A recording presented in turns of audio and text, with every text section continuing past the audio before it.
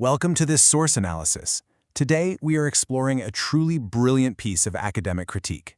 We're looking at educational theorist Jürgen Olkers and his profound analysis of one of the 20th century's absolute titans of sociology, Jürgen Habermas.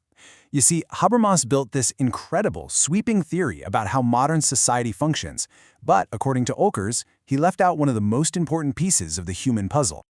Okay, here's our roadmap for today.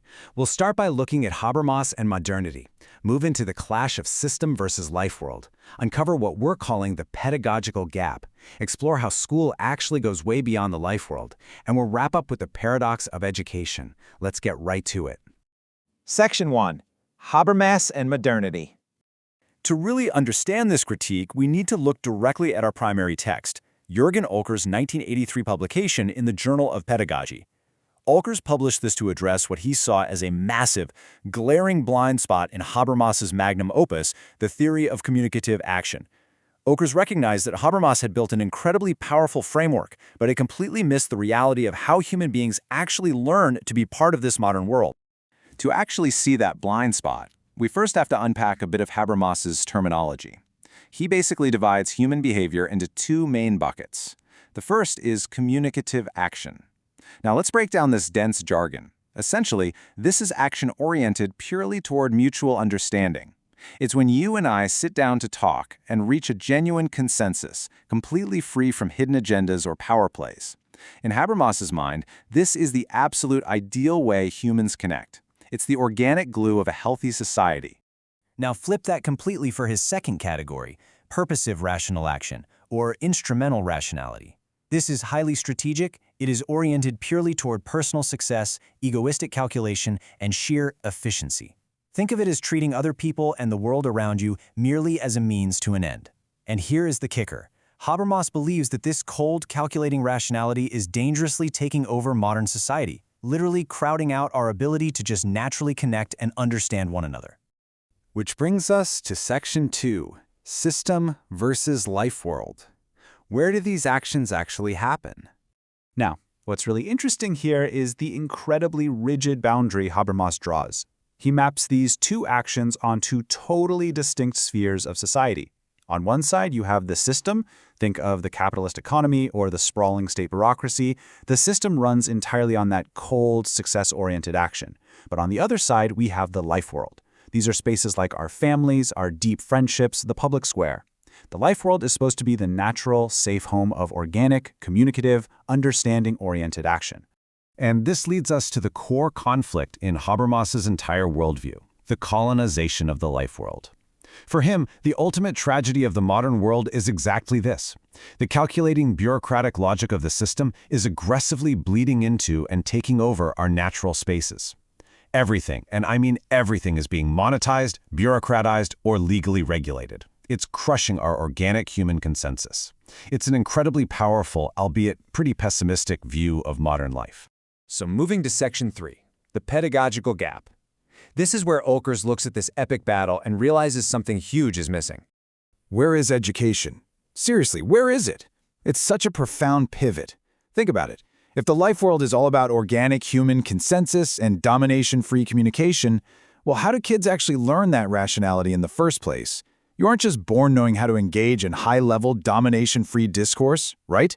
You have to be taught. And yet, the actual practical mechanism of teaching is practically nowhere to be found in Habermas's grand theory. Let's walk through Olkers' specific receipts here succinctly. First off, absolutely central concepts like education, upbringing, and teaching are entirely missing. Second, when Habermas does briefly mention raising children, he relies on this incredibly pale, weak term, socializing interaction. Third, he completely ignores the massive pedagogical revolution of the 18th and 19th centuries. And finally, he just fails to define what pedagogical action, the actual everyday act of teaching, looks like in a strict framework. Olkers argues that critical theory traditionally either ignores education altogether or just dramatically paints it as this negative, oppressive force. Section 4. School as more than a life world. So the crucial point is that Habermas fundamentally misunderstands what a school actually is. He basically tosses schools right into the life world bucket. He sees them as these innocent, communicative spaces tragically being colonized by state bureaucracy. But Olkers points out, actually scratch that. He insists that schools were never just innocent organic life worlds. From their very inception, schools were intentionally constructed, institutionalized systems. They've always been highly regulated, organized, and methodological. This directly connects to that pedagogical revolution Habermas ignored. Look, modernity didn't just spontaneously happen, it was meticulously built. First, thinkers like Rousseau and Kant introduced progressive educational ideas. Then, society developed dynamic, autonomous school institutions to actually implement those ideas. And finally, these institutions intentionally produced and distributed societal knowledge.